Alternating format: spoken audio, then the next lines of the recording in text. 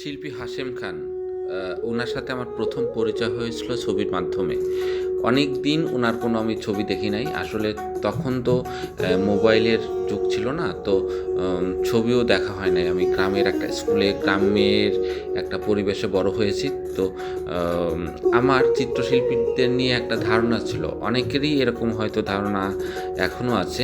আমি ভাবতাম হলো চিত্রশিল্পীদের চেহারা একটু অন্যরকম হবে, চুল বড় থাকবে, তাদের পোশাক-আশাক একটু অন্যরকম হবে। আমিও সেরকমই ভাবতাম যে হাশেম খানের চেহারা হয়তো এরকম হবে। কিন্তু প্রথম যখন হাশেম খানের একটা ছবি দেখলাম, আমি বেশ অবাকই হয়েছিলাম।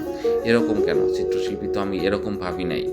তো যাই হোক, ওনার ছবি দেখে আমি বরাবরই মুগ্ধ হয়েছি। এত সুন্দর করে, এত সাবলীল ভঙ্গিতে কীভাবে মানুষ ছবি আঁকতে পারেন।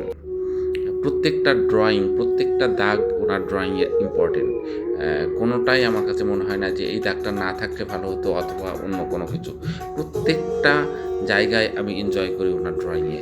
আর বাংলা বই ক্লাস 1, 2, 3 র যে বাংলা বইগুলো আমি সংগ্রহ করে রেখি এবং সময় পাইলেই এই ড্রয়িংগুলো দেখি এবং ওনার সাথে আমি পরবর্তীতে কথাও বলেছি যে এই ড্রয়িংগুলো উনি আঁকেন কীভাবে। উনি বললেন যে আসলে প্রকৃতির সাথে যদি ভালোবাসা না থাকে আর প্রকৃতির কাছে যদি আমরা কেউ না যাই তাহলে এই ড্রয়িংগুলো